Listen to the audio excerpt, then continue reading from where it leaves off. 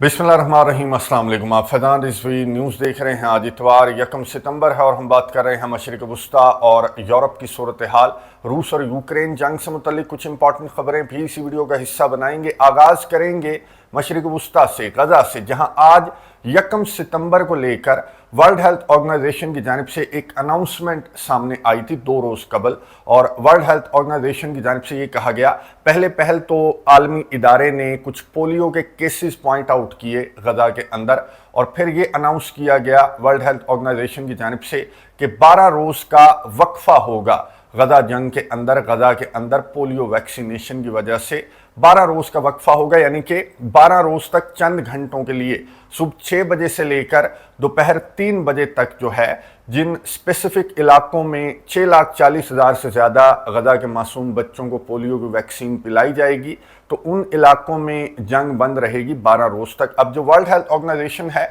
उसकी जानिब से ये बताया गया कि पहल सेंट्रल गज़ा, यानी कि आज सेंट्रल गज़ा के अंदर और 4 सितंबर तक सेंट्रल गज़ा के अंदर पोलियो वैक्सीन पिलाई जाएगी गज़ा के मासूम बच्चों को। फिर 5 सितंबर से 8 सितंबर तक जो सदरन गज़ा की साइड है, जो राफा की साइड है, वहां पर बच्चों को पोलियो वैक्सीन पिलाई जाएगी। और फिर नॉर्दर्न गज़ा में ये जो वैक्सीनेशन का सिलसिला है ये 12 सितंबर तक जारी रहने वाला है, जिस दौरान जिस जगह पर ये वैक्सीनेशन का अमल जारी होगा वहां पर जंग बंद रहेगी। वर्ल्ड हेल्थ ऑर्गेनाइजेशन ने यह भी बताया कि इसराइल ने एग्रीमेंट जाहिर कर दिया है कि वैक्सीनेशन की एक तो इजाज़त भी दे दी गई है, वैक्सीन्स भी पहुंच चुकी हैं। 2000 के करीब जो हेल्थ वर्कर्स हैं वो भी गज़ा की पट्टी के अंदर पहुंच चुके हैं और वैक्सीन पिलाने का जो अमल है वो स्टार्ट कर दिया गया है। तो साथ ही आलमी इदारे ने यह भी कहा कि इसराइल ने एग्रीमेंट जाहिर किया है कि ठीक है, हेल्थ वर्कर्स भी गज़ा की पट्टी के अंदर आ सकते हैं, वैक्सीनेशन का अमल भी हो सकता है, और इन 12 रोज़ के दौरान हमारी जानिब से जंग में वक्फा रहेगा। लेकिन आज अब से कुछ देर कबल, इस वक्त जब मैं वीडियो रिकॉर्ड कर रहा हूं, तो नेतन्याहू के ऑफिस की जानिब से ये स्टेटमेंट सामने आई कि बिल्कुल गलत है, जंग में वक्फे से मुतल्लिक जो खबर है वो बिल्कुल गलत है। हम सिर्फ एक ह्यूमैनिटेरियन कॉरिडोर प्रोवाइड करेंगे और उन जगहों पर हम अपनी जंग बंद रखेंगे, अपनी बर्बरियत और बमबारी बंद रखेंगे जहां पर इन बच्चों को वैक्सीन पिलाई जा रही होगी। इसके अलावा पूरे गज़ा के अंदर जंग उसी तरह से जारी रहेगी। अब सबसे पहला जो सवाल सोशल मीडिया के ऊपर बहुत ज़्यादा कुछ सवालात जो हैं वो गर्दिश कर रहे हैं, वो मैं आपको बता दूं। सबसे पहला सवाल तो ये है कि वो इसराइल जो कैदियों के तबादले के लिए इस तरह के वक्फे या जंग बंदी पर राजी नहीं होता, तो उस इसराइल ने ये जो पोलियो वैक्सीनेशन है उसकी इजाज़त किस तरह से दे दी, और ये जो हज़ारों वर्कर्स हैं इनको गज़ा की पट्टी में आने की इजाज़त किस वजह से दे दी। तो पहल तो सोशल मीडिया के ऊपर कुछ इस तरह के मशवरे भी दिए जा रहे हैं कि फ़लस्तीनियन अथॉरिटी को या फिर जो मीडिएटर्स हैं उनको इस वैक्सीन को चेक किया जाना चाहिए कि जो मुल्क नस्ल कुशी में मुलव्विस है इन गज़ा के मासूम फ़लस्तीनियों की, वो वैक्सीन पिलाने की इजाज़त किस तरह से दे सकता है, या फिर ये हेल्थ वर्कर्स की शक्ल में इनके कोई एजेंट्स दाखिल हो सकते हैं गज़ा के अंदर जो कैदियों का पता लगाने में मोसाद की या फिर CIA की मदद कर सकते हैं। बहरहाल हमास ने वेलकम किया वर्ल्ड हेल्थ ऑर्गेनाइजेशन के इस फैसले को, वैक्सीनेशन वाले फैसले को, और हमास की जानिब से कहा गया कि इस जंग बंदी को, इस वक्फे को एक्सटेंड होना चाहिए, क्योंकि आपको मालूम है कि पोलियो की वैक्सीन की एक डोज नहीं होती बल्कि फिर बाद में भी डोज जो है वो बच्चों को पिलाना पड़ती है। तो ये भी कहा जा रहा है कि आगे आने वाले दिनों में इसी तरह का 12 रोज का वक्फा फिर से वर्ल्ड हेल्थ ऑर्गेनाइजेशन की जानिब से अनाउंस किया जा सकता है। लेकिन फिलहाल हमास ने वेलकम किया है इस फैसले को, जो फैसला वर्ल्ड हेल्थ ऑर्गेनाइजेशन की जानिब से अनाउंस किया गया है। अब देखना यह है, जो कि आज ये वैक्सीनेशन का अमल स्टार्ट हो चुका है, तो देखना यह है कि क्या इन सहूनियों की जानिब से इन ह्यूमैनिटेरियन कॉरिडोर्स की या उन जगहों की भी हिफाजत जो है वो यकीनी बनाई जाएगी जहां पर इन मासूम बच्चों को पोलियो की वैक्सीन पिलाई जा रही है। जो एक्सपर्ट्स हैं वो इस तरह की बात कर रहे हैं कि हरगिज़ ये सहूनी अपनी हरकतों से बाज नहीं आएंगे और मुख्तलिफ बहानों से मुख्तलिफ एक्सक्यूज़ बनाते हुए कि यहाँ पर हमें दहशतगर्दों की मौजूदगी की इत्तलात मौसूल हुई थी, हमारे पास इंटेलिजेंस थी कि यहाँ पर जो हमास के मुजाहिदीन हैं वो मौजूद हैं या फिर हमारे कैदी मौजूद हैं, तो हमने यहाँ पर गोले बरसा दिए। तो इस तरह की हरकतें इन 12 रोज़ के दौरान भी रिपोर्ट होती रहेंगी। ये कोई नई बात नहीं है, बल्कि 7 अक्टूबर से लेकर आज तक, जब से नस्ल कुशी का मिशन इनका स्टार्ट हुआ तब से लेकर आज तक दर्जनों मरतबा ऐसा हुआ कि इन्होंने यूएन के अमले को, यूएन की गाड़ियों को, जो वर्ल्ड किचन है उसके अमले को भी इनकी जानिब से टारगेट किया गया, हॉस्पिटल के अमले को भी इनकी जानिब से टारगेट किया जाता है। तो वैक्सीनेशन के अमल में हिस्सा लेने के लिए जो 2000 के करीब जो हेल्थ वर्कर्स हैं उनकी जानें भी महफूज नहीं हैं इन सहूनी फौजियों से, इन सहूनियों की जो हरकतें हैं गजा की पट्टी के अंदर उसकी वजह से। लेकिन कुछ एक्सपर्ट्स का मानना है कि आजकल इन सहूनियों का जो फोकस है वो गजा से ज़्यादा जो वेस्ट बैंक की साइड है वहाँ पर है। तो हो सकता है कि यहाँ पर इस तरह का कोई वाक़या रिपोर्ट ना हो, लेकिन मैं आपको बता दूं कि गुज़िश्ता 24 घंटों के दौरान 48 मज़ीद शहादतें गजा की पट्टी के अंदर भी रिपोर्ट हुई हैं। इनकी बमबारी, इनकी बर्बरियत अब भी गजा के अंदर जारी है, जबकि पोलियो की वैक्सीनेशन का जो अमल है वो स्टार्ट किया जा चुका है। लेकिन वेस्ट बैंक की साइड पर यह बात अपनी जगह दुरुस्त है कि इनकी जो बमबारी, बर्बरियत और नस्ल कुशी का मिशन है ये वेस्ट बैंक तक फैला चुके हैं। जनीन के कैंप को इन्होंने घेरे में लिया हुआ है और उसी तरह के मनाजिर जनीन के कैंप में या फिर वेस्ट बैंक में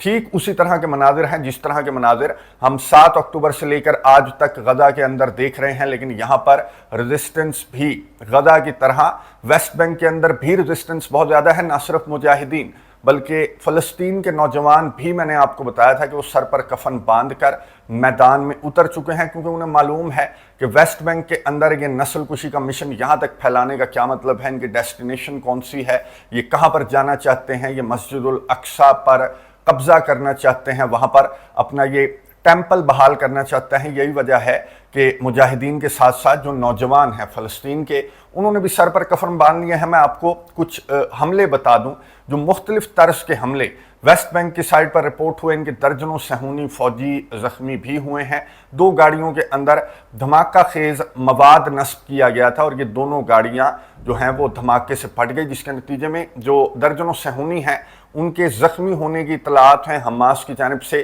गजा की पट्टी से भी रॉकेट्स फायर किए जा रहे हैं। हिजबुल्लाह की जानिब से गुज़िश्ता 24 घंटों के दौरान 40 रॉकेट्स फायर किए गए। नॉर्दर्न इसराइल की साइड पर रेड सी के अंदर हौसी मुजाहिदीन के हमले भी जारी हैं। एक और कश्ती को जलाकर राख करने की जो वीडियो है वो हौसी मुजाहिदीन की जानिब से जारी की गई। मैंने व्हाट्सएप चैनल के ऊपर शेयर करने की कोशिश की थी, लेकिन व्हाट्सएप चैनल से भी उस वीडियो को डिलीट कर दिया गया है। बहरहाल जो रेजिस्टेंस है मुजाहिदीन की या फिर फ़लस्तीन के नौजवानों की वो बहुत ज़्यादा है और हमास की जानिब से ये जो 2 गाड़ियों में धमाका खेज मवाद नस्ब करके जो हमला किया गया उसको हमास की जानिब से शाबाश दी गई नौजवानों को, मुजाहिदीन को। और ये भी कहा गया कि आने वाले दिनों में जो हमास के सीनियर ऑफिशियल हैं उन्होंने स्टेटमेंट जारी की कि आने वाले दिनों में इसराइल को बहुत बड़े बड़े सरप्राइजेस मिलेंगे और जो फिदाई हमले हैं उनके अहकामात भी कुछ रिपोर्ट्स के मुताबिक मुजाहिदीन को, फ़लस्तीन के नौजवानों को मिल चुके हैं याहिया सिनवार की जानिब से। अब जिस तरह के हमले हैं और जिस तरह के रेजिस्टेंस है मुजाहिदीन की, ना सिर्फ वेस्ट बैंक के अंदर बल्कि अभी भी गजा की पट्टी के अंदर जो मनाजिर है, मैं आपको बता दूं कि आज ही की रिपोर्ट है कि सहूनी 6 मजीद लाशें अपने कैदियों की उठाकर गजा से, राफा से, रिपोर्ट्स के मुताबिक ये 6 लाशें जो हैं वो इन्हें राफा से मिली हैं और ये उठाकर ये लाशें अपने इसराइल में लेकर आए। तो वहाँ पर मुजाहिरे बहुत ज़्यादा, जो इसराइली फैमिलीज़ हैं उनकी जानिब से बहुत ज़्यादा एहतजाज बढ़ गया है कि एक के बाद एक जो लाशें हैं कैदियों की वो निकाल कर आप ला रहे हैं और हमें लाशें पकड़ा रहे हैं, तो आप एग्रीमेंट पर दस्तखत करें और इस जंग को एज सुन एज पॉसिबल बंद किया जाना चाहिए। लेकिन सहूनी मीडिया और सहूनी तर्जमान ने जो स्टेटमेंट जारी की है, इन 6 लाशों को लाने के बाद मैं तस्वीर शेयर कर चुका हूं, जो लाशें ये उठाकर लाए हैं उनको आइडेंटिफाई भी किया जा चुका है और रिपोर्ट्स के मुताबिक एक इसराइली अमरीकी भी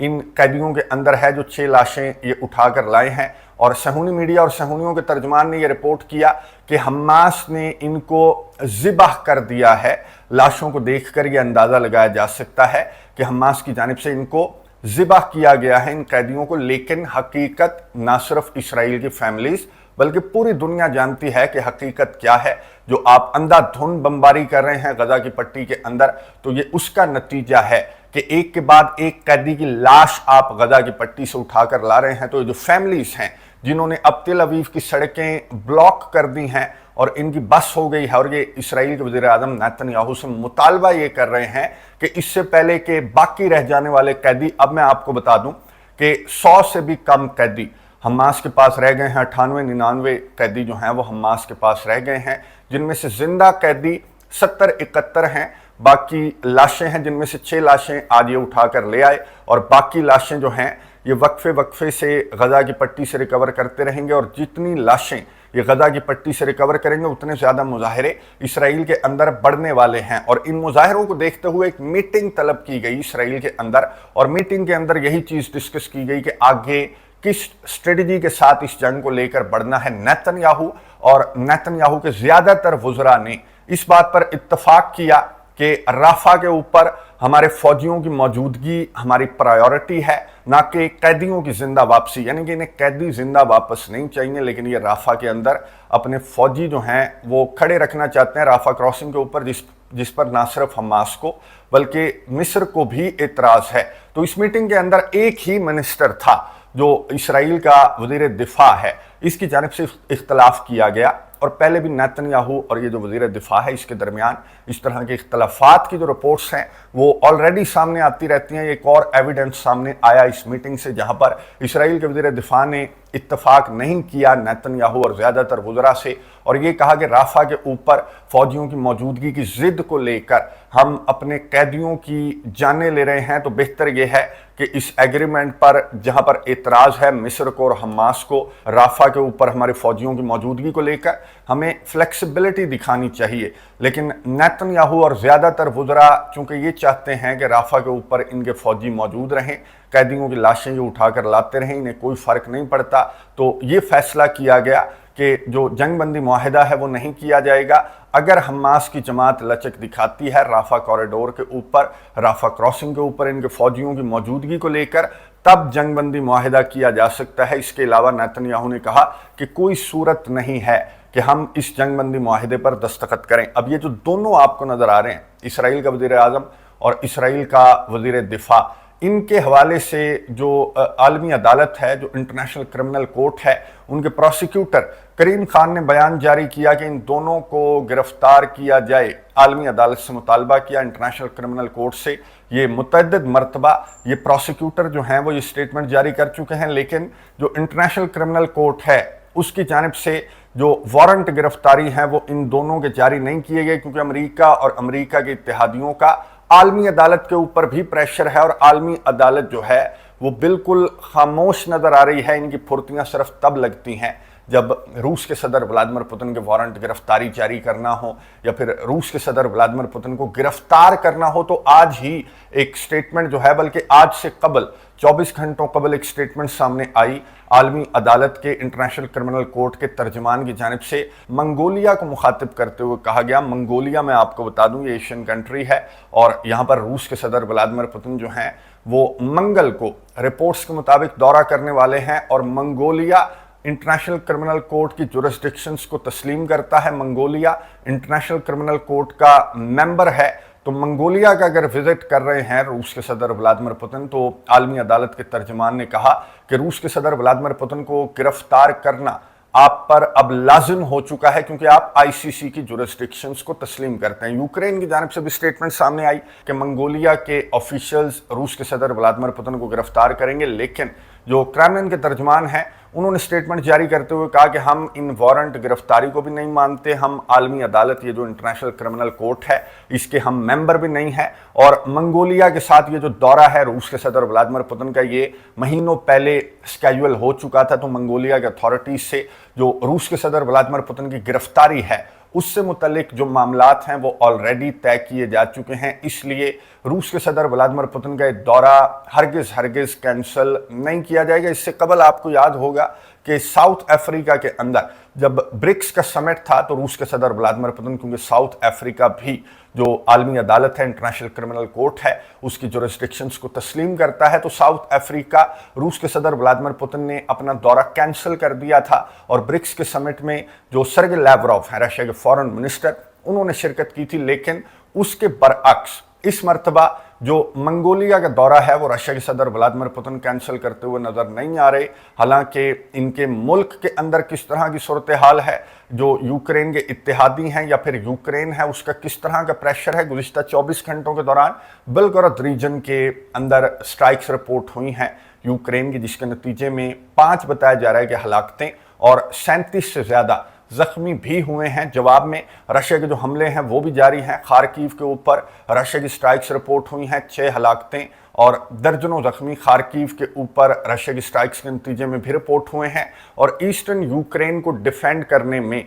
जो यूक्रेन के सदर व्लादिमीर ज़ेलेंस्की हैं वो मुकम्मल तौर पर नाकाम हैं। इन अदर वर्ड्स ये हम कह सकते हैं कि ईस्टर्न यूक्रेन को, जब रशिया के ऊपर यूक्रेन हमला कर रहा था तो वो ईस्टर्न यूक्रेन को, अपनी फ्रंट लाइंस को उसने इग्नोर कर दिया और ये स्ट्रेटजी भी यूक्रेन की नाकाम होती हुई नजर आ रही है कि ये फ्रंट बिल्कुल खाली छोड़ दिया यूक्रेन ने और यहाँ पर रशिया के फौजियों की पेशकदमी, बहुत तेजी के साथ रशिया के फौजी आगे की जानिब बढ़ रहे हैं और हर आए दिन के साथ 1-2 विलेजेस को रशिया की जानिब से कंट्रोल करने का दावा भी सामने आ रहा है। यूक्रेन के सदर ने अपने जो एयर कमांडर हैं उनको भी फारिग कर दिया है, एयरफोर्स के कमांडर को, क्योंकि F-16 लड़ाका तैयारे की तबाही रिपोर्ट हुई थी रशिया की स्ट्राइक्स के दौरान। और ये F-16 लड़ाका तैयारा, जिसमें एक पायलट भी हलाक हो गया, ये तबाह हो गया था। इसकी इन्वेस्टिगेशंस का आगाज कर दिया गया है। बहरहाल 5-6 लड़ाका तैयारों में से एक लड़ाका तैयारे का इस तरह से तबाह हो जाना, ये यूक्रेन के लिए एक बहुत बड़ी सुबकी है और यूक्रेन के इत्तेहादियों का कॉन्फिडेंस जो है